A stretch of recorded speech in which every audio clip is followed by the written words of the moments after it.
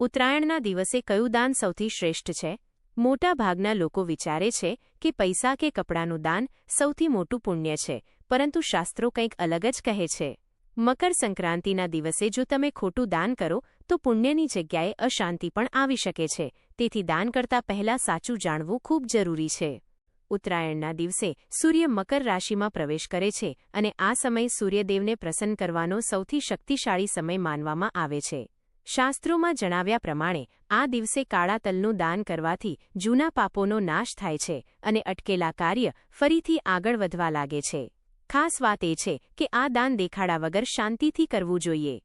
અંતમાં સૌથી મહત્વની વાત, જો તમે આ દાન શ્રદ્ધા અને શુદ્ધ ભાવથી કરો તો તેનો પ્રભાવ માત્ર એક દિવસ માટે નહીં, પરંતુ આખા વર્ષ સુધી રહે છે. તેથી ઉત્તરાયણના દિવસે દાન કરતા પહેલા વિચારજો, કારણ કે સાચું દાન જ સાચું પુણ્ય આપે છે.